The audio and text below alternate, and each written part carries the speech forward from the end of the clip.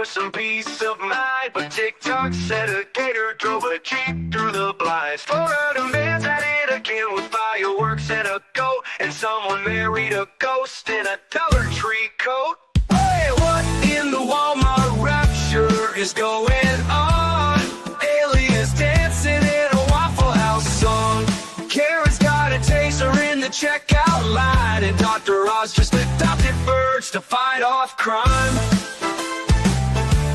Oh, I'm just sitting here scrolling, my jaw on the floor. The internet's a circus and I can't take no more. Yeah, when it's wildin', there's a raccoon in the sink. Someone robbed a Wendy's just to steal a frosty drink. A pastor's gone viral yelling about the end is near, while folks ride hoverboards in wedding gear. Hey, what in the Walmart rapture is this mess? Florida's a movie, but it's filmed in VHS. Someone fed meth to a squirrel named Dave, and now he's in a cage just throwing rave. I'm just... Good morning, everyone. Today is Tuesday the 13th, and to whoever sent the possum racers that I put on my wish list as just a gag, they were exactly what I needed to open yesterday evening after I got done with Uvalde. I was giggling hysterically, mostly because Mr. Mo's face when I opened these was of such utter disappointment and confusion that it just made me giggle. And after yesterday, I needed a giggle. So thank you so much, whoever decided to get me the possum racers, because I needed something to remind me that the world can be an absurd, heartbreaking place, but we can always smile. I am wearing my plague doctor sweater. It just felt appropriate today for some reason. This is the first time I am genuinely not looking forward to, following a trial today. I'm like, no, thank you.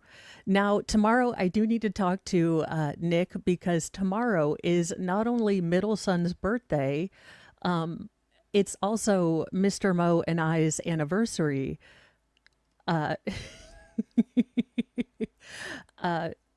Because, oh gosh, because we got married and then our middle son came on our anniversary, so we never forget it. So we might try to sneak a good lunch, a nice little lunch out. So I'm going to see if Nick's okay manning some of the morning alone so we can take a quick lunch. I may indulge in an adult beverage because then I'll be taking the afternoon.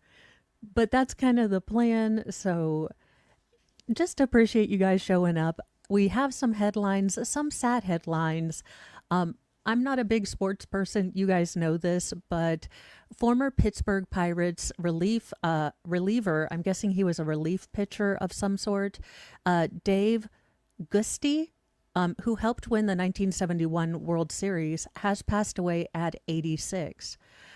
Dave Gusty was a reliable reliever who spent 15 years in the majors and helped the Pittsburgh Pirates win the 1971 World Series title. He was 86. Now, the club, citing his family, said that he passed away on Sunday. The right-hander went 100 to 93 with a 3.60 ERA in 668 career appearances for 5 clubs. I know those numbers mean something. I'm guessing he was a really good pitcher. I don't know what those numbers mean. I'm sure they mean good because he's in the majors, but y'all know me and sports ball are like, tweet. He began his career as a starter in Houston, but his great success with the Pirates was kind of his claim to fame, who acquired him from St. Louis in October 1969 and moved him to the bullpen full time. Now, he led the National League with 30 saves in 1971 and then added 10 and 2/3 scoreless innings. Look, he was a great pitcher. And thank you, Unbalanced, for a small contribution to the Anniversary Mimosa Fund. Thank you. Yeah, we will have been married 15 years. It's so funny because is it bad? I might do the numbers of how long we've been married by how old my oldest son is because we were together for about a year when he was born. Like, I can't remember to count, but I know how old my oldest son is, and I'm like, oh, we were together for a year before that, so we have 15. I'm a terrible wife. I'm like, when did we get married? Like forever ago. And look, for those of you who think I know anything about marriage, given that we are still married, I don't know much. What I do know is you have to admit when you're wrong, you have to own it. You have to grow with a person, and that's not always comfortable. It's not comfortable when, your husband who has always worked and you've always been home and life changes. It's not comfortable when you have someone go through a health thing. And having grace for each other, forgiveness is really important. Being able to admit you might have been a butt monkey is really important. And learning how to communicate isn't easy because we speak different languages. I don't know if any of y'all have tried to talk to your husband, but men are from Venus and women are from wherever, and we don't speak the same language as trying to speak Korean to someone who only knows Mandarin, and you can't figure anything out half the time. But at the bottom line, at the end of the day, if you always wake up and try to put the other person first and appreciate the small things, you can weather a lot. And hopefully we continue to weather because I don't promise to get any less crazy. So I do hope that all the fans and everyone who have really enjoyed this particular player and really feel like they've lost someone are getting the support, and hopefully the Pirates can honor him in a is baseball still going, or don't they start in the spring? Whenever they come back to onto, the professional sports time, they can honor this particular player. In other kind of sad news, and this is coming out through different sources. There hasn't been an official sort of statement made, but it does appear that Dilbert creator Scott Adams has been moved to end of life palliative care, hospice care, according to his ex wife. So do keep him in your thoughts and prayers if you're of the thoughts and prayers variety. I loved Dilbert. I loved the Dilbert cartoon that was on. I didn't quite get it, but it was always funny. Just that kind of dry humor. It also made me realize I could never work in an office. Scott Adams may not have very much longer to live in his battle with prostate cancer. Now, the Dilbert creator, 68, has reportedly entered hospice at his home in Northern California, according to his ex-wife. Now, Shelley Mills was married to the legendary cartoonist from 2006 to 2014 and also told TMZ that Adams began receiving end-of-life care at his home last week because his health had been declining rapidly. Although nurses have reportedly been coming and going around the clock, Miles says that she and her sister and the Dilbert creator's stepdaughter, Savannah, have been also helping around the clock to care for Adams during this time. Now, Miles claims that Adams may not have much longer after the cartoonist and author announced that he had been diagnosed with metastatic prostate cancer in May 2025. And when he did announce this, he did say that this was very aggressive, that while he hadn't given up hope, things weren't looking good. So I know that there were some possibilities that there were test treatments and things that he could look into, but it seems, according to this reporting, that that might not have been as effective. Now, he indicated that he had been dealing with his condition privately for some time before his public announcement, but noted that the cancer had progressed to stage 4 and spread into his skeletal system. He then shared another harrowing update earlier this month. I talked to my radiologist yesterday and it's all bad news. The odds of me recovering are essentially zero, he said during his Real Coffee with Scott Adams podcast on January 1st. I'll give you any updates if that changes, but it won't. So there's no chance that I'll be getting my feeling back in my legs. I've got some ongoing heart failure, which makes it difficult to breathe. However, you should prepare yourself that January will probably be a month of transition one way or another. Adams then explained that he had not made any decisions yet, but it was all bad news and no good news at all, he repeated. So I'll keep doing this as long as it makes sense because I like doing it and it keeps, me busy. I have much bigger problems than the stuff I'm talking about in the news, Adam, who revealed that he was still working on new comics amid his battle with cancer, and added, but I'm so interested in what's like happening in the world. Now, Adams created Dilbert in 1982. In 2023, more than 80 papers stopped printing it because he was accused of the istophobia and canceled. I pray that this man is able to spend his last days with his family without pain. When you know that a family member is passing, when you know that there's nothing medically you can do but keep them comfortable, it is one of the hardest things to watch. And having walked through it kind of as a spectator with Mr. Mo's mom, it was even harder because I just had to support, and sitting there not doing anything but providing comfort feels like such a small thing. It's huge, but it's not an active thing, and it's incredibly hard. So, my thoughts and prayers go out with his family, with his fans, and the very real grief that they're probably feeling right now. So I do hope that they get comfort and support. I know that the community, the LawTube community, really came together when Jeff passed, and it was really, really beautiful. So hopefully his community can support each other like the LawTube community did. And recently with Nate's surgery, I've never been more proud of people putting aside everything and just being there for Nate, trying to make sure that his family was okay, and he knew he had a bunch of supporters. So I hope that his community experiences something very much the same. Well, it's not Little House on the Prairie, it's Little Horror House on the Prairie. Allegedly. Don't come after me, Melissa Gilbert. I think you might have other people. Timothy Busfield is missing. U.S. Marshals are joining the search for Melissa Gilbert's West Wing star husband on child grossness charges and a warrant, as he claims that those charges or allegations are revenge for children dropped from a TV cast.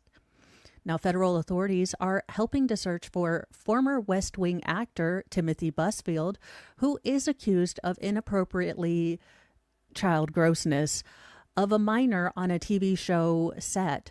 Now, I was not really aware who Timothy Busby is, but I have been trolling around the news and different things about this story.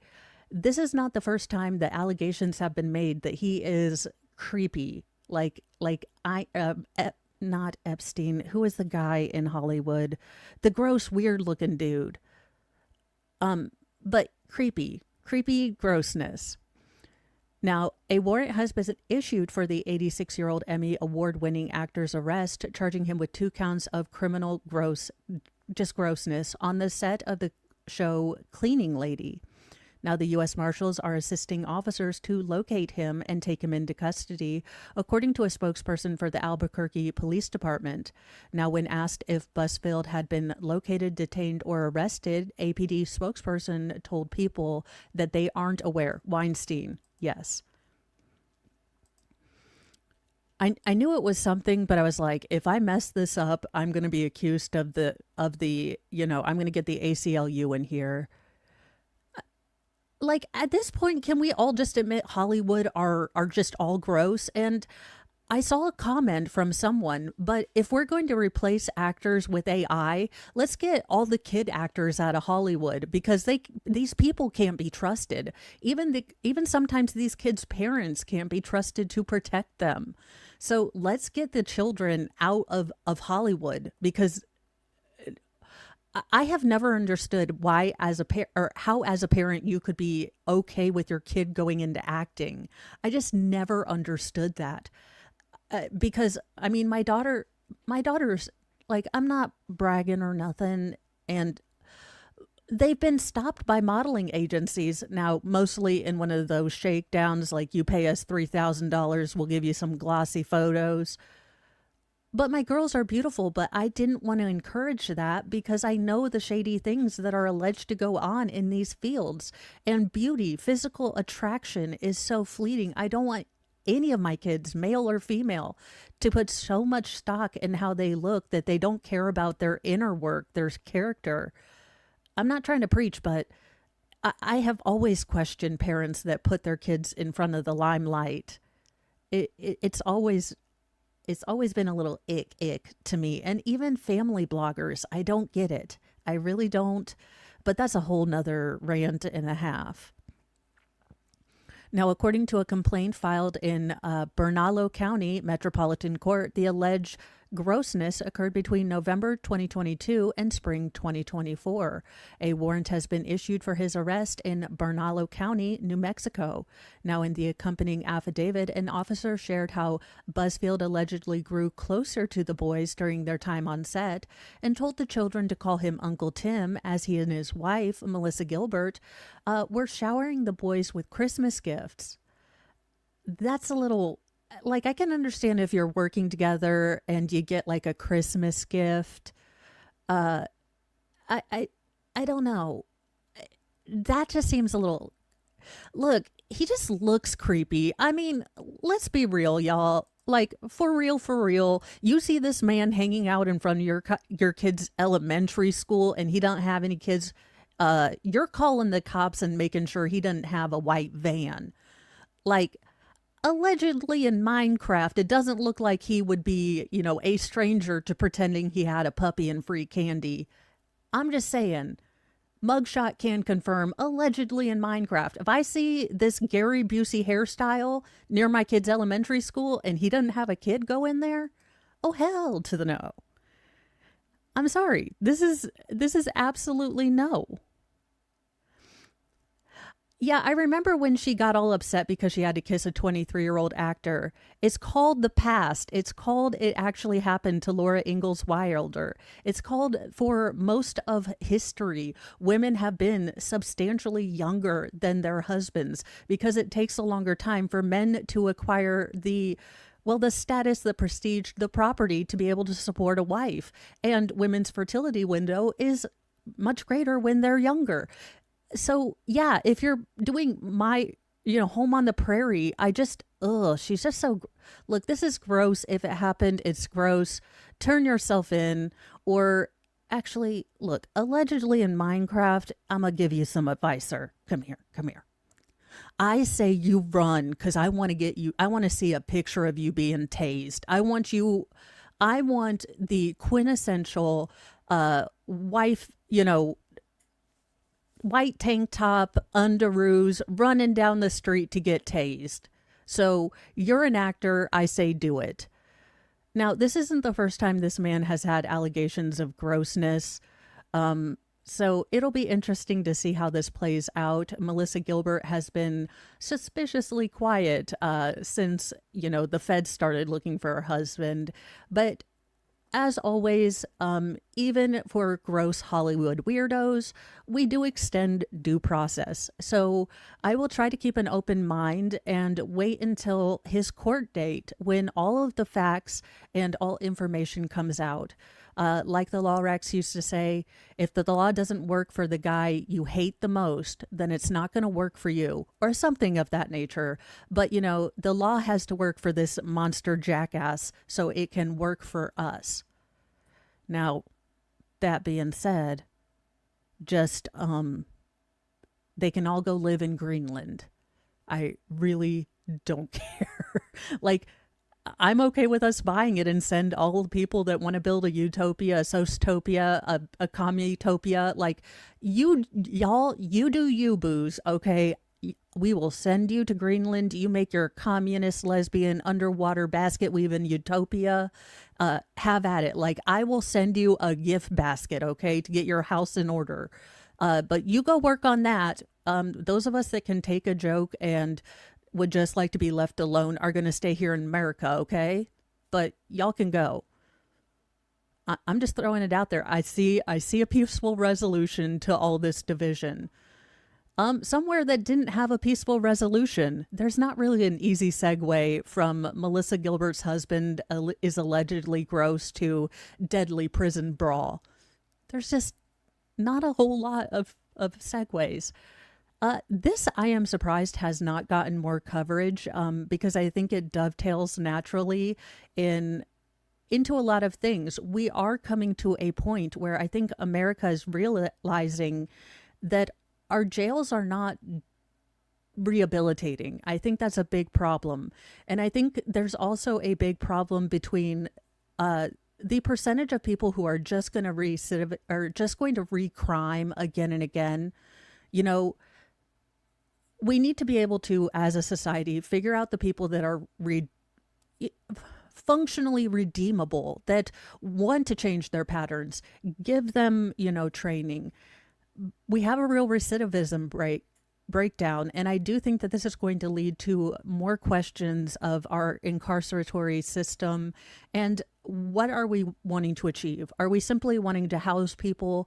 Are we trying to rehabilitate people? Do we need to reopen a style of mental health facilities? I do think that these are going to be bigger issues that are coming forward. I'm not a big brain, but I do see that we are coming to a crisis point in our justice system because the pendulum has swung to respecting criminals' human rights very much. We have compassion fatigue. Had you asked about judicial reform a couple years ago and it was sold as, we don't want the, 16-year-old selling a bit of reefer to get a life sentence. And that's what it was sold as. And most people were like, that makes sense. Let's not throw away people that are doing minor crimes.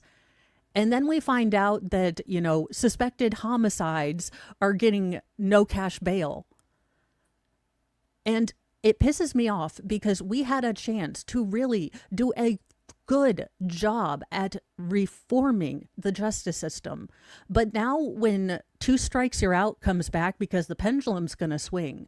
So we're not even, and it's going to swing hard. So we could have had some actual judicial reform. We could have actually done something logical and functional. But instead, we decided to give bail to very violent people. So when the pendulum swings back, I don't want to hear anything because I warned everyone. I continue to warn people.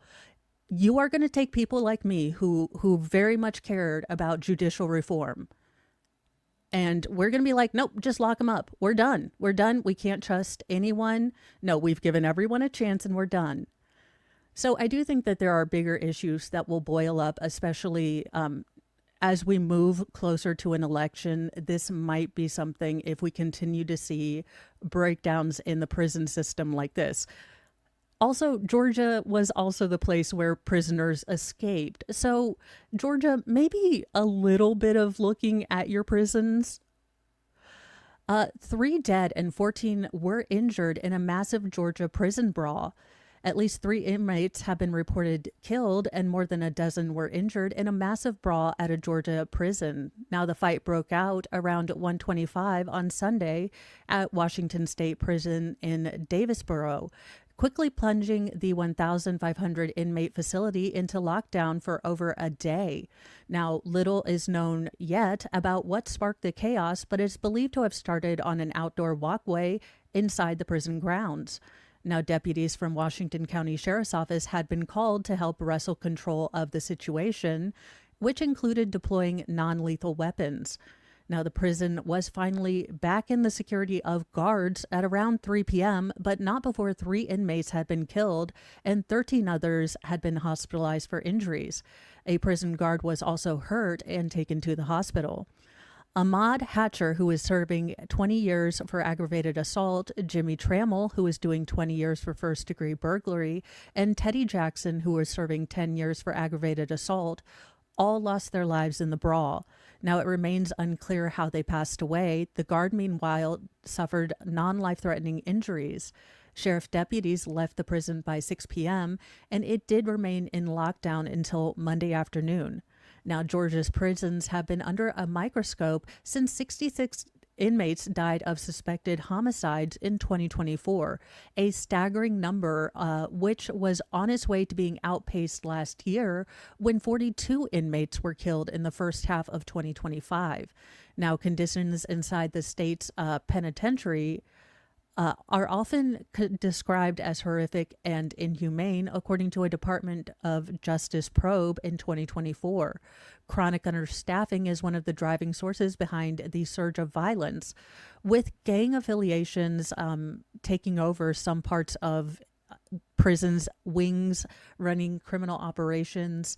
So, again, Georgia does seem to be facing a more immediate reckoning, but I think there are going to be bigger issues in the coming years as far as prisons and what is their purpose, what are we doing. Now, in sad update, and I did wish that this would be one of the cases where we found her and she just got a little bit upset with life and had to take a breather and go to a hotel room. It does appear that missing special education teacher Linda Brown, her remains have been found in Lake Michigan. Linda Brown, the missing Chicago area special education teacher, has been found dead, according to officials. Brown was 53. A woman's body was pulled from Lake Michigan on the morning of Monday, January the 12th. The Chicago Police Department's Marine Recovery Unit was able to get the body out of the water near the 3100 block of South Lakeshore Drive on Chicago's south side. Now, Cook County Medical Examiner's Office has identified her as Brown. The woman was identified on January 12th, so just yesterday, though a cause of death has not yet been determined. The autopsy is scheduled for today, but just because the autopsy is finished today, there may be several weeks to almost a month before we get any information back. They have to do toxicology screens and other things, so we might not be getting a clear picture, and if there is something of a felonious nature, this autopsy report might be sealed until charges are brought. Today, Linda's body was found in the 31st Street Harbor along Chicago's lakefront. This is not the outcome we were hoping or praying for, but we are grateful that she's been found and now can be brought home to our family, Brown's family said in a statement to local news.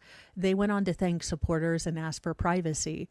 Now, the media has reached out to the Cook County Examiner and the Chicago Police Department.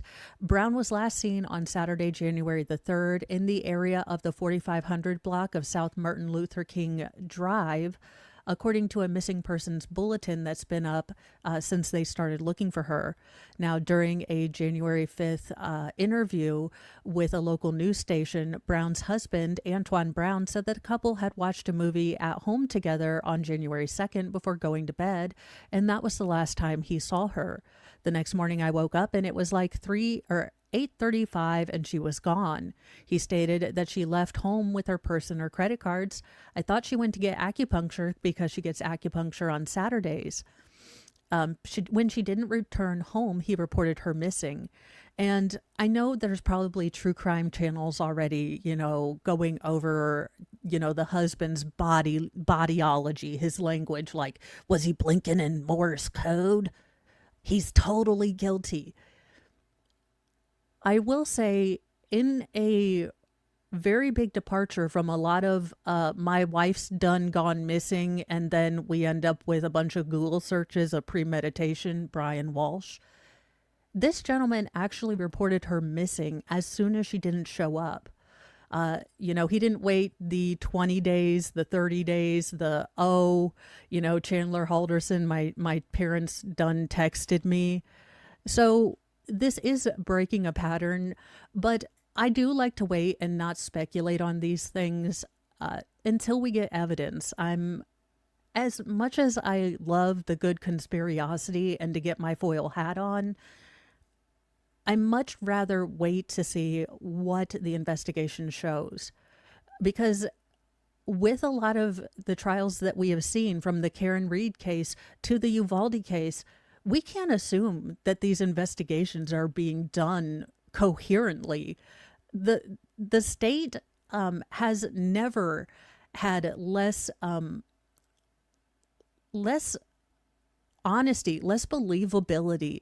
I now question every single state investigation until I hear that it was and see that it was actually a cogent one.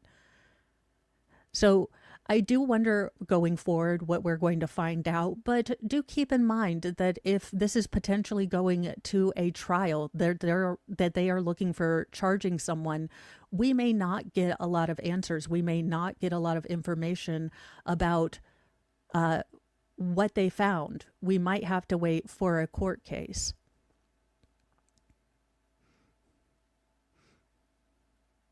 Well, we have just one for Snake Island. Actually, no, this one's okay for Lord Chippy. We have a Lord Chippy.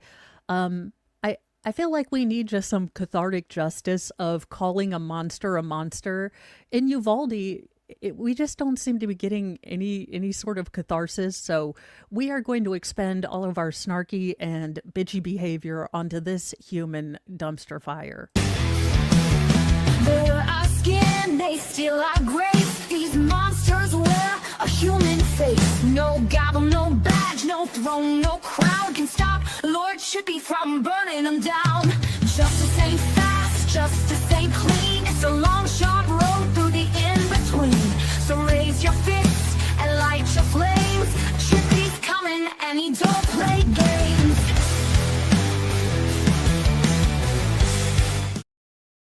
Now, y'all, allegedly in Minecraft, the way I was feeling yesterday, let me at her, coach. I've got my rage and my inner bitch. They are on fire. Let me at her. I was like, put me in, coach. Put me in. Put me in.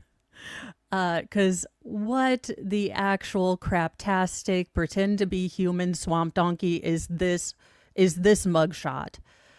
This monster, parading as a human, is accused of exploiting a foster teen and forcing her into selling her body. So she is essentially abusing and pimping out a child that she's supposed to be protecting, who was taken out of a monster situation to be given a safe life. Just no, I am willing to watch you do burpees in Walmart in lemon juice. I have no problem with this. A teenage girl in the foster care system was forced into selling her body by an Ohio woman who is facing a slew of criminal charges.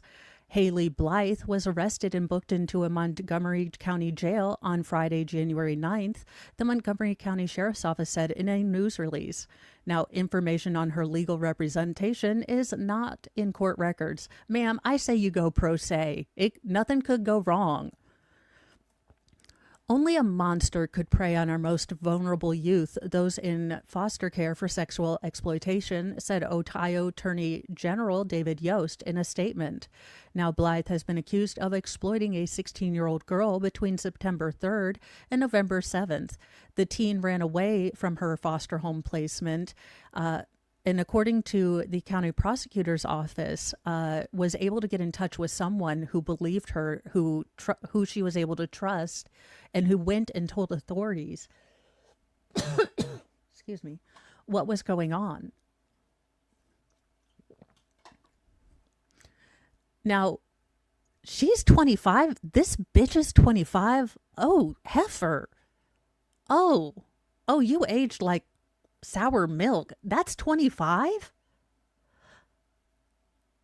This is 20. I was going to say like 39, 40. That's a rough 25. Wow. Like, normally, I just think what you look like is a book cover is the easiest thing people can see. And I have been fluffy, so I try not to make... That is what 25 years and 13 Twinkies a day is going to do to you. That woman's blood type is high fructose corn syrup and pudding. And her soul is, well, she doesn't have one. But she's 25.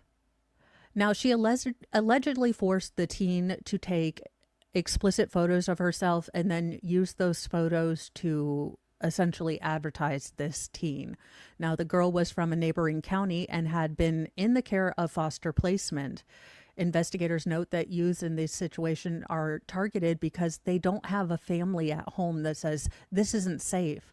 This isn't, a good idea. I care about you enough to want you to love yourself for more than how hot you look. I want you to love yourself for the incredible person that you are, not for what you look like on Instagram. I want people to see the person you are, not how tight your clothes are. This is gross. Dear tiny baby Jesus, in all liabilities waived, if you could send some Gen Pop justice allegedly in Minecraft. Now, she is due in court on January 22nd. I will be trying to see if this court case is going to be televised, because the terrifying, the horrifying, and the gut-wrenching truth is that this is, for every case that is caught like this, there are hundreds, I am sure, that aren't caught, of boys and girls, of vulnerable people in the system that are being abused. And there can be no greater thing than keeping the most vulnerable in our society safe. And if I were president, I'd U-Haul all of the family services agencies, because they're not fit for purpose. I am so tired of the government not being fit for purpose. But that is really all of the news. So we are going to move to final form Jesus news, because, well, I got a lot of questions.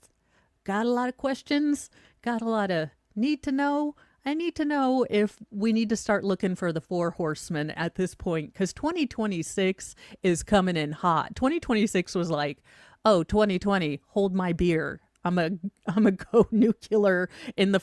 They're like, January 2026 is like, how do you feel about multiple possible conflict zones and a possible, monkeys running around in Minnesota or Missouri?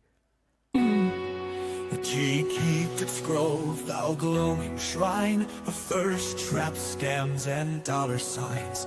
We chant in tones both grim and low, for virtue fled a long time ago. Kyrie eleison, Christe descendat, final form Jesus return in wrath. With 6-pack listening, sword in hand, he cometh swift to cleanse the land. Not yet. I don't know who needs to hear this, but however bad your ex screwed you over, do not send their schmeckle pics to their mom. Not only is that weird, gross, and his mom's already seen it, she changed his diaper. It's a felony. A Rhode Island woman appears to be rolling her eyes in her mugshot after allegedly sending her ex's, D-pics to his mom. As you do when you break up. There's the ceremonial, ex-mother-in-law D-pic return. We'd light a candle. I don't know if you guys didn't know this secret ritual. I'm letting you in on a woman, secret. But we take all the naked pics that you've ever sent us and send it to your mom. No one does this. We add googly eyes and make fun of it, then delete it. A Rhode Island woman was arrested earlier this month and was clearly not having it because she does appear to be rolling her eyes hard in her mugshot. Coventry woman Stephanie Hopkins, 40, is accused of sending explicit images of a man she had once been in a relationship with to his mother, as you do. Hopkins was arrested just after 4 p.m. on New Year's Day by the Rhode Island State Police. Can you imagine you're hungover, you're like, oh, yesterday was a mistake. I'm over 40. I shouldn't try to stay up out of, to 12. And they're like, knock, knock, knock, knock, knock. Ma'am, did you send dick pics to your ex's mom? She's like, I put googly eyes on him. I thought it was a joke. She was arrested for 1 count of unauthorized dissemination of indecent material. Now, it's alleged in a statement that Hopkins' ex entered a state police barrack in Wickford and advised that his ex-girlfriend, Stephanie Hopkins, had sent naked photos of him to his mother.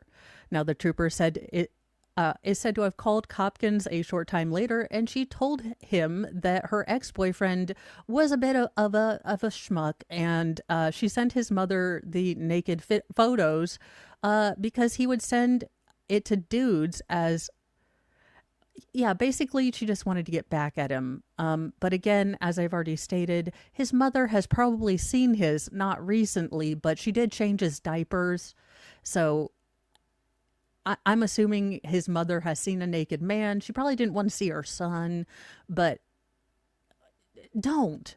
If you feel the need to do a drunken text, like, have a sober friend, because it is a felony. Hopkins was informed by troopers that, you can't do that and she would be arrested. So I'm guessing she's waiting for her day in court. We'll all have to see if she's still rolling her eyes. Also, her eyebrows seem to have been blown off by the rolling too. She's got eyebrows here, not here, so they must have rolled on off, as they do. Now, this looks like something that would happen to me because I don't know directions, so I'm trusting the GPS. It's not my fault if we end up on a ski slope. Well, GPS navigation systems are undoubtedly one of the wonders of modern life, but every now and then they can mess up things spectacularly. And thank you, Unbalanced, and thank you, Granny Smith, for being a member for 8 months, allegedly in Minecraft 8 months. And thank you, Unbalanced Equation, for gifting a membership. And that went to Teresa Elliott. Welcome to the Church of Mo. We have Dark Chocolate Sarcasm and Possum Racers, which, I mean, you never knew you needed these in your life. I am excited. I do need to take... I keep forgetting. Okay, so this is tangent time. We solely got my phone to record things for my craft channel. And I'm like, oh, I need to get a picture of the cat playing with the mouse thing, but I need to get a mobile camera. And I'm like, no, this is a camera. I am such a neo-Luddite. I forget that my phone has a camera because they used to could not. But they have had them for 20 years now, so you would think I'd remember. But no. No, I do not. It is not good. Case in point, 3 young Taiwanese ladies. Oh, they're not doing anything good for stereotypes, are they?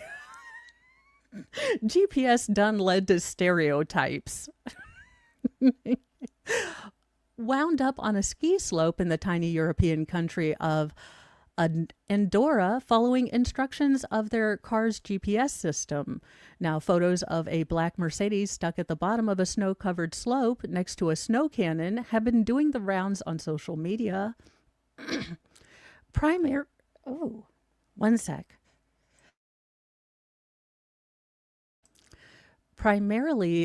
because of the cautionary tale behind them. On January 6th, emergency services in Bordes de Envalra near near some foreign place in the mountains, received several calls about a car in the snow after going off-road. Now, reports were confirmed, and after ensuring that all of the passengers were okay, a towing operation, a rescue operation to get the car off the slope, was put in motion. Getting the car back on the road was a complex operation that required 3 metal cranes and over 3 hours of work. It was all because of the directions of the navigation system and the inexperience of the 3 Taiwanese tourists who were using it to find their way through the snow. Even though they could clearly tell they had gone off-road, they continued to follow the GPS, instructions. Now, thankfully, no one was injured, and the 3 female tourists even posed for a picture next to the rented car before it was towed. I have never heard of Andorra. You know what? I think I'm mixing Andorra and Genovia, the fake place from the Princess Diaries, which shows how much I paid attention to geography, that I'm mixing up an Anne Hathaway movie and European, geography. I graduated before No Child Left Behind. I really have excuses. But there you go. I mean, just don't. Now, I don't know why arson just wasn't used. I don't know why we attempted to even save this.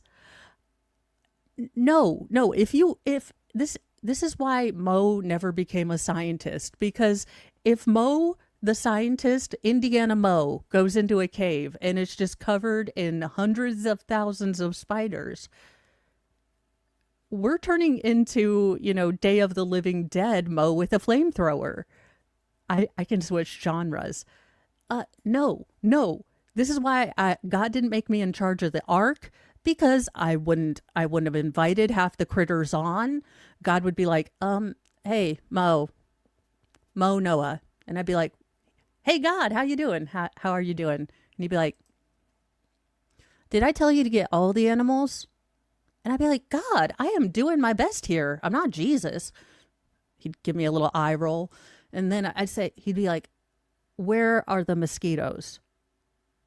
And I'd be like, well, God, you made those some bitches. I can't catch them. You're going to have to make them slower and look like bunnies. And that's how the Noah's Ark would end up with all bunnies. So this is why I wasn't picked to man the ark. According to a study published last month in the Journal of Subterranean Biology, that must be a real page turner. I'm sure the crosswords kick ass. The Cave of Sulphur, a pitch black cave in southern Europe, is home to a remarkable colony, a spider megalopolis built by 2 spider species living together in a unique ecosystem.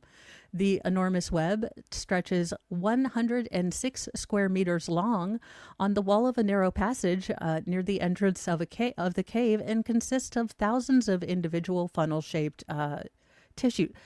No, burn it with fire. All the fire. Every single... No.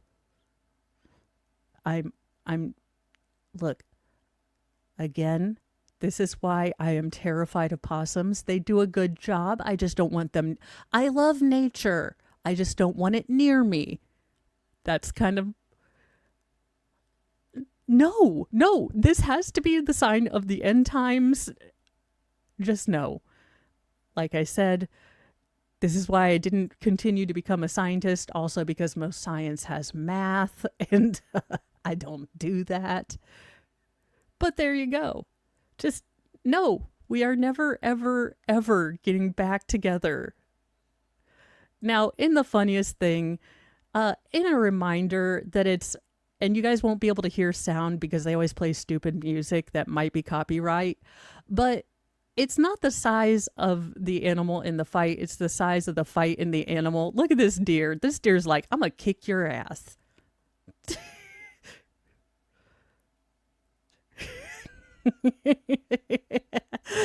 Oh, I keep waiting for the deer to be launched.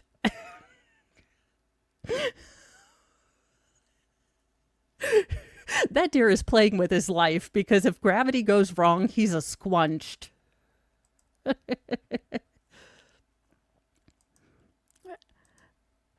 I love it. The deer, a zoo in Poland shared a video of a tiny muttjack deer facing off with a massive and luckily patient rhinoceros.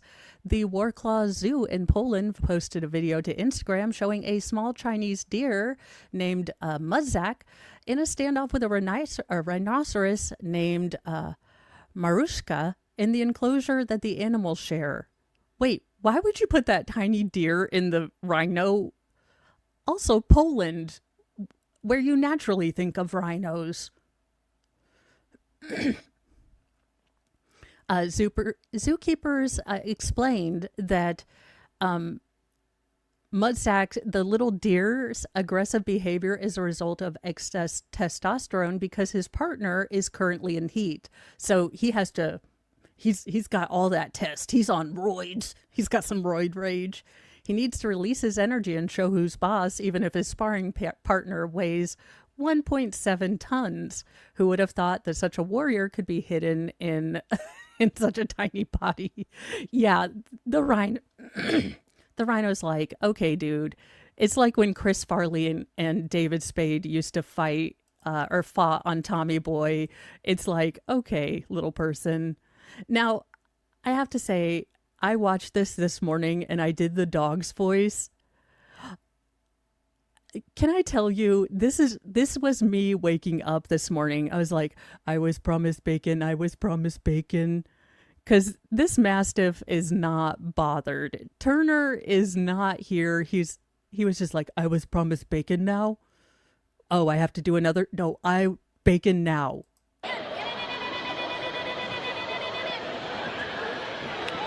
And he's just moseying. I love how she's all hyper and he's like, you can clap. It reminded me of those, I know I talk about them a lot, but they always remind me of a cult. You know those Walmart circles? Like sometimes you pop into Walmart and it's like 7:00 and apparently like you are let in on this like cult meeting they have every morning. Like circle up. They're like, circle up, Walmart. We're having our Walmart circle time. And there's like 5 people who are really 5 or 2. Now, but it's usually you have like 1 or 2 who are like, sparkle, sparkle, sparkle. It's Walmart day. I've got 73 things of flair on my Walmart vest. I'm going to try to sell us some cards. Come on, let's make it a Walmart-tastic day. And then the rest of the people are like, I could be doing a smoke bake right now. I could actually be helping a customer. Yeah, no, this is a good use of my time. I'm getting paid for this, right? So that's who this Mastiff reminds me of. Like, you got, Janice over here. It's gonna be a Walmart-y day. Great value to you and me. And then you've got, Loretta, who's like, God damn it, I need a Pall Mall and like a pint. So look at, because he's like, bitch, I did not pay. No, I was told there'd be bacon. I also love that he's breathing hard and he's still walking because that's me. I'm like, oh, those stairs were hard.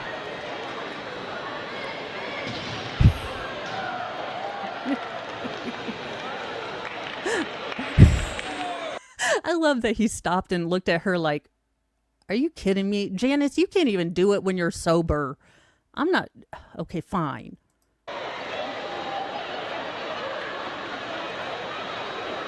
He's like, I'll do it, but I'm going to do it as slowly as I can.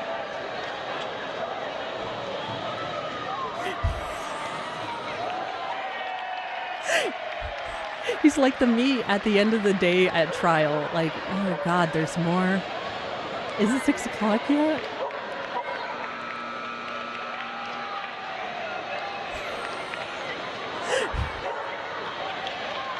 She should have had a hot dog. He'd have gone faster.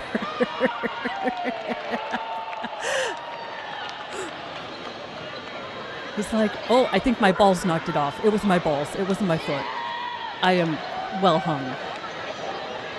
Ooh, without any leeway. Oh, I jumped. Oh, look at my egg. He's like, I did not want to run. The first Oh, dog up we'll in just- the 16-inch class is Okay, Rudy, I don't. the Bulldog. Where in the hell? Handled by Deborah Perkins from Ostanda, Where Ohio. is the video? And they will be I running at can't a preferred height of 12 inches. Oh my God, it's Jen. We have actually seen. Who is that woman? Oh God, y'all know I suck at names. That creepy woman from the Karen Reed trial. It's her. The chick that was like, I'm a great hockey mom, and I'm great. Jen! Jen! Oh, Jen McKay. I scream her name, but you don't generally assume that someone's screaming her. Oh, it is Bev. Bev stole Chloe. Holy shit, someone called Turtle Boy. We solved the case. That sneaky butthole. She tried to fool us all. This is exactly what happens in Scooby-Doo. The leader's always in charge wearing a mask. Someone better make sure she wore a wig. That wasn't even her real hair. This heifer's been playing the long game. Beverly, we caught you, you son of a bitch. Now, I don't know if any of y'all remember this, but I remember begging my mom. Now, I'm glad that she said no to a young Mo, but I wanted a Floby. In case you forget what a Floby was, some genius had an idea to put a razor on a vacuum cleaner. Welcome to the cut your exciting hair. world of Floby Precision Haircuts. In the next few minutes, we're going to show you how to achieve the kind of haircuts you've And people actually bought this. Like, you guys, I am not kidding you. People bought this and I desperately wanted one. I thought it was the funniest damn thing because we encourage people to play with vacuum cleaners. And like, what's the first thing that you learn when you're given the task to play, or not play, but use the vacuum cleaner? Well, if you're me, you learn that if you stick the attachment to you to show your brother, it'll stick because it's a vacuum. It looks like there's a hickey on ya. So, yeah, that's about the first thing you learn. And then you learn not to, use the vacuum for anything other than cleaning stuff. And then all of a sudden it's like, hey, that vacuum, why don't you cut your hair with it? always wanted. Our motto? No hassle, no mess, easy to do. So just follow along with us in this video and you'll be a happy Floby user too. It's highly recommended that you watch this video all the way through at least once before doing anything. And the second... Oh, good God. How many people just got the Flobies? Because men don't look at directions, and hell, half the time I don't either. So, someone just went straight out the box, didn't look at anything, ended up looking like Edward Scissorhands. time around, you can actually start assembling your Floby. First, let's open the box up and take a look at what we have inside. This is the Floby. Again, my hat off to the salesperson who invented this. To whoever... I want to find the inventor of Floby because I need to know exactly how many edibles he had. I need to know the level of, like, on a Cheech and Chong scale. How many Quaaludes were used when inventing the Floby? Because you have to imagine he's gone through like development and then he tells his like family, no, seriously, you attach this to your vacuum cleaner and you cut your hair. And they encouraged him. And that led him to the next step, to go to investors. And he again showed them, no, you attach it to the vacuum and you cut your hair. And no one stopped it. My algorithm is blessed. Usually I'll see like a short and then I'll just wander and things show up in my algorithm. Also, I put weird stuff in the title. I just like odd stuff. And Here is the cutter head, and the other end is where you connect your vacuum to the hose. If your This makes vacuum doesn't sense. fit tightly, you can use this universal adapter to get a better fit. If the glove don't fit, you must acquit. If the if the Floby don't fit, just cover it. They have Remember, always practice safe Flobying. You never know what's going to happen. 9 months later, you end up with a little cousin it walking around with your DNA. Yeah, that's how we got Mugwai. You used a Floby after midnight next to a pool when Mars was in Mercury was in retrograde. That's how we got. You may want to use it anyway. Here is the power supply. This large end plugs into the wall, and the small plug at the end of the cable connects to the hose end of the Floby. You will find a bottle of special Floby synthetic lubricant oil. And the Floby came with synthetic lubricant. I'm dead.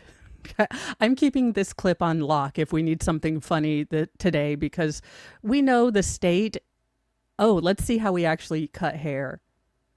1/2 inch is sticking out above the spacer. Remember, longer spacers, longer hair.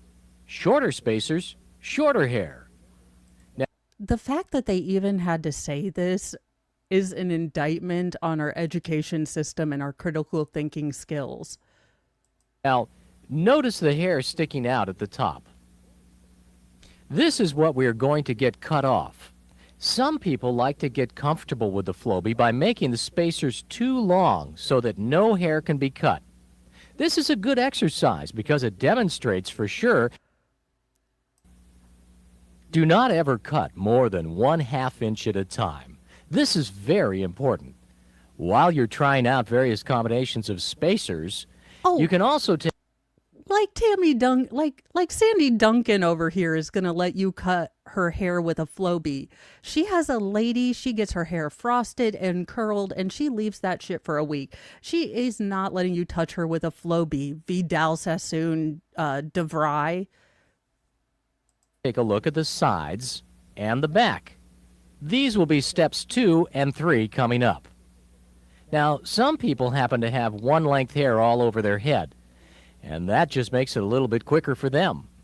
The great thing about the Floby is that you can cut your hair any way you want. With Now your that vacuum you've cleaner. chosen a spacer that will give you the I cannot believe people bought this. No shot she let this man touch new her with area a of the hair that you Floby. want shorter, This woman made them pay her that set shit- of spacers to the Floby shit and tons of resume money. cutting. Oh, hell no. To cut hair on the sides of Now, on to our patron saint. Me Pearl presents loyalty to your soul. I'm actually more terrified of the Floby, but her weird doesn't scare me. The Floby's weird means that a large portion of our population thought this was a good idea. That terrifies me. That terrifies me that at least 10% of the population bought a Floby.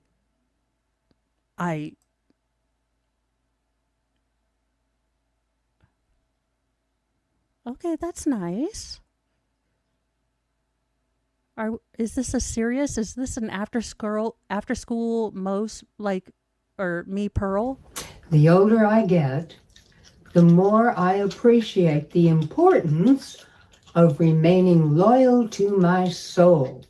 That part that knows the difference between right and wrong.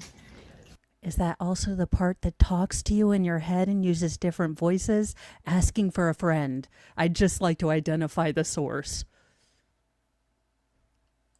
That knows convenience and acquisitions do not justify living in shame and denial. No, MQs, this is the lovely Me Pearl. She is a delightful woman who seems to have a collection of possums and other critters and does some of the most incredibly bizarre YouTube videos. She's been on forever. And as a side note, it has been scheduled. The day cometh. While it says Griftathon this Saturday, it's going to be a giveaway. We need something to shake off this coming week in Uvalde, and I have the possum lady wig and the possum stuffed animal. So Mo Pearl, possum shenanigans, griftathon, giftathon. I do have craft kits that I've been waiting to have a griftathon. So we are having that in the style of Legal Vices, who grifted, had like a booze stream and grifted once a month. I'm trying that. You are in no obligation to pay. It's just a fun way I can do something kind of extra and fun. Next month is going to be a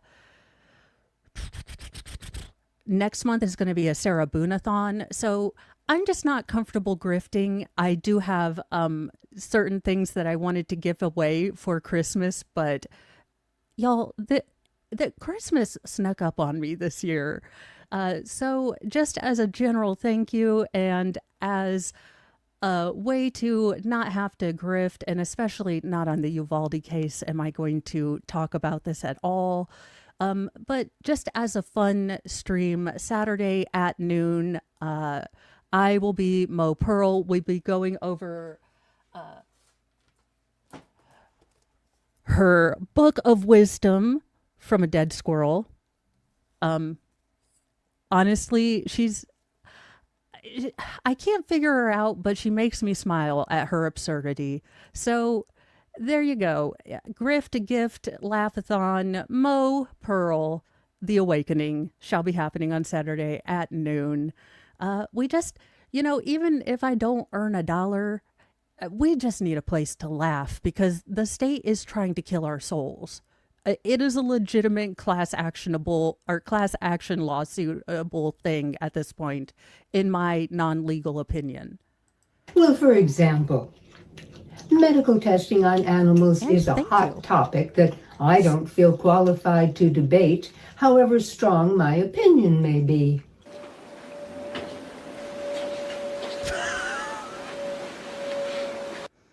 YouTube, I would like to remind you that the woman with the live possums advocated this commercial or this cartoon.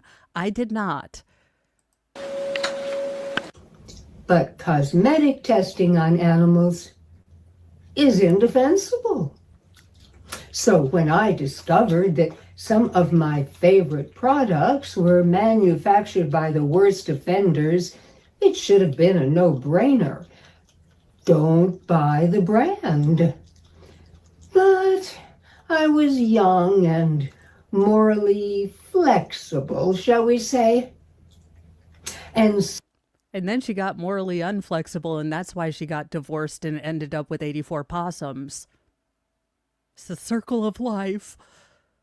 Somewhere along the line, I had read that for every letter decrying inhumane practices that a company receives, it's understood to represent another 600 like-minded letters that never got written.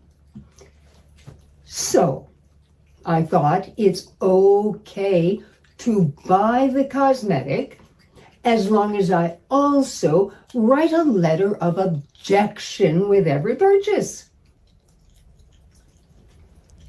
Little box of blush. 600 irate letters. What the? I mean, most products. So look, I go to Sephora under protest. I go in there like I am a Navy SEAL on a mission. I know exactly where I need to go. I have spotted the workers that will try to engage me in conversation. I have spotted the teens that are just there to look and spray perfume. I have tactically with the precision of said Navy SEAL, you know, figured out the way to get to the product and only product I need, and the clearance section, all while avoiding these potential issues. But as I am in there, I'm also observant, and a lot of the brands, they make a selling point on being vegan, anti-cruelty. So you can find a lot of options that don't involve animal testing if that's your jam. I mean, Little barks of blush. 600 irate letters. Should have, balanced out. Well, no, it doesn't. My soul understood that. The blind bunnies understood that. Gratefully, I don't do that anymore. Cruelty-free cosmetics only. No more rationalizing self-inflicted blemishes on my soul. And now, has she tried Botox for the soul? No, has she tried Quaaludes for the soul? This might be a result. This is what happens when you read all the Chicken Noodle for the Soul books. Every single one of them. I challenge you to search your life for one area where you're cheating. The kind of cheating where each time you do it, you can feel your soul wince. What would it be like to forego the imagined benefits of the behavior in favor of celebrating your soul? No, I tried this as a child. Okay, so here's legitimately, I have always thought that I communicate in a very different. I didn't understand for a long time as a child that people weren't expecting the truth from me.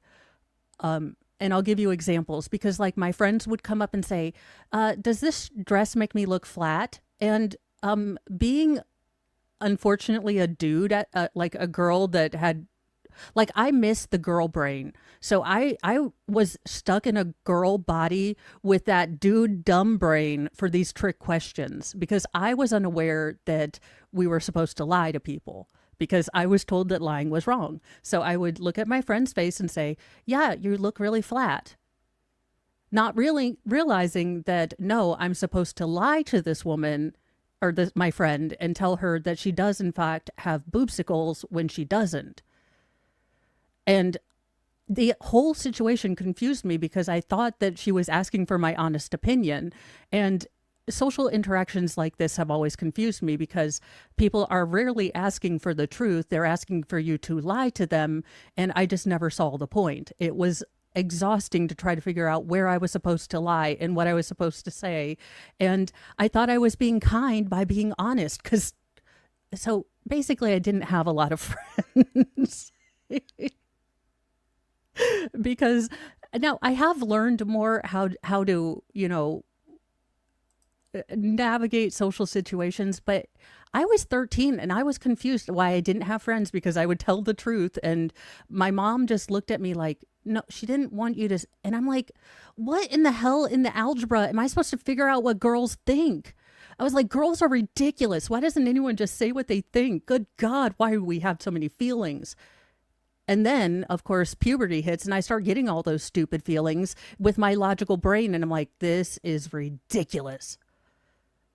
So I see both sides now. I really do. Start small, build up, grow a habit. And please share your experience in the comments section. And while you're there, might as well subscribe, It would make us happy. Wouldn't that make you? This woman terrifies me because she reminds me of Faye Dunaway playing Joan Crawford. No more wire hangers. I don't know. Maybe that's why I subliminally like her because I'm terrified of her. And I also don't want to disappoint her like my mom. I don't know. There's a team of psychiatrists waiting to figure out what the hell is wrong with me. And it's going to take a lot of math. But, not all life's questions need to be answered, but some are simple to answer, like how to meet women in St. Louis. Vintage women from St. Louis. Let's see the women we can meet in St. Louis. Supermarket, a large retail market that sells food and other household goods on a cash or carry basis, generally has a lot of women. Yes, that's where we hide. We gather in herds at the grocery store. You can hear David Attenborough as we wander gently in the produce section, establishing territory. One night, it was late, I got off work, I was tired, I was hungry. I'm looking down the pasta aisle, and this guy walked up to me and said, "Hey, you really look nice." And I thought, that takes a lot of nerve, and that really impressed me. I think daytime is better for a man. What in the Cheetos and ham sandwich are we watching here? And what is terrifying to me is that somewhere this woman probably has a whole passel of grandchildren that don't know that this is a thing. But one day, one of those grandchildren is going to be perusing the internet and like, "Grandma Debbie, is that you?" And to meet a woman, because in the morning, usually when he sees a woman, he's going to see what he gets. The perfect date for me is a ride in the country with the top down and stop at a good Italian restaurant. Estate sales. Yeah, because how are you going to meet widows? They're single. They're selling their husband's crap. You can get a new suit, his old wife. Who wouldn't want to troll estate sales for women?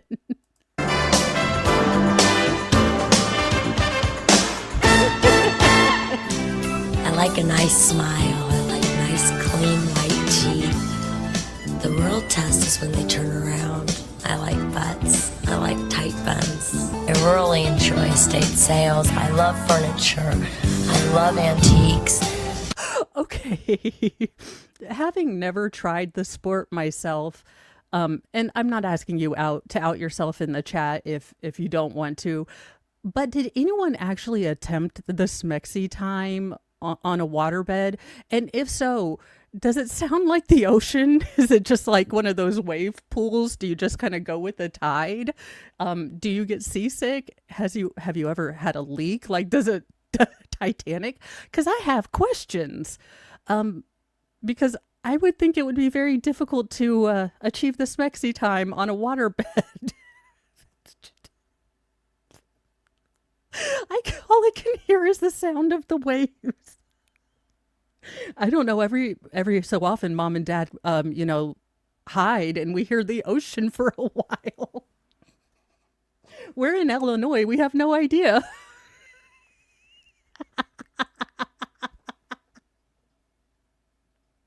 That brings a whole new meaning to riding the wave.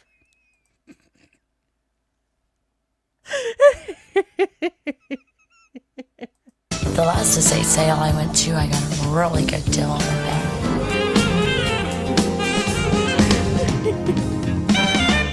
Good approach, I think, would probably just nonchalantly walk up to me and ask me. White people have never been able to dance. We make no apologies.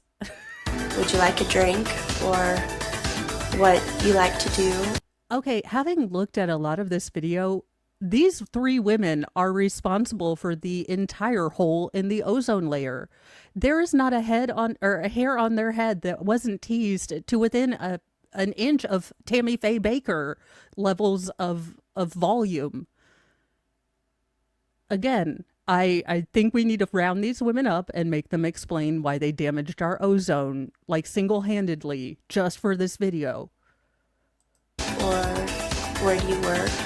One thing that I hate the most is when you're out with a guy having a good time and he gets a little bit too drunk and embarrasses the shit out of you. Minnesota, get a little drunk, not too drunk. On that note, I am going to let you guys go. I'm going to work on some clips from yesterday in which Nick and I are, well, taking the ever-living piss out of the state. Now, for those of you who are going into the Uvalde case today, we are starting with the teacher witness, and the defense still has cross. While the defense is being very, very good at being extremely courteous and kind to the very emotional witnesses, if you want to, skip the early bits, I don't know how much longer the teacher is going to be on, but if you are wanting to avoid any more possible graphic stuff, did want to give you a warning that we are going to be starting out with defense still on first cross with the teacher who lost all of his students. And that teacher showed incredible grace going up and naming all of the students and survivors. And I wish we didn't have to hear it from the state trying to use it as a weapon. So I will be here. It is a squirrely day. We have a cold front moving through. So Hagatha the leg is not having it. So if I'm a bit squirrelier or quieter, or a little bit closer to the curse words, that is what is going on. It is what it is. So we will deal with this together. And hopefully, maybe today we'll get to the end of the state's case, because at this point, what the hell are we even doing here? And maybe we can get an end to this for all the families. So thank you guys so much. Have a lovely day if you're not hanging out. Today, again, depending on how they decide to end, I will try to have a breakdown, at least today. I did start out on note page 88 and got to 130 pages yesterday.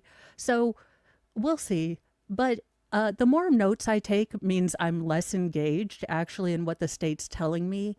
The more notes I take mean that I'm bored to tears, and my ADHD is telling me that I can play a Mo game in my head and not pay attention.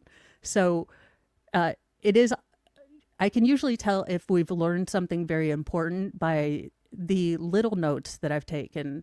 If I take very few notes, it's because all of the information is very clear and I'm able to easily grasp it. The way the state's doing their case, I have been writing more and more notes because it's so convoluted, and the jury has to be feeling the same way. I'm used to taking notes for trial. I'm used to understanding that this witness talking about all the casings is going to be important because he's a link to another witness who's probably going to talk about what those casings mean. So it's easier for me, but if you're in the jury, you have to be confused and overwhelmed by all the information and the horrific, exploitation the state is using of this incident. So we will all get through this together. And if all else fails, if this continues to be a dumpster fire, on Saturday, we will have Mo Pearl. So if all else fails, I'm still going to wear a wig. So have a great day. If I don't see you guys on Nick's stream or my stream, I will see you guys tomorrow morning, and we will get through this together. Bye, you guys.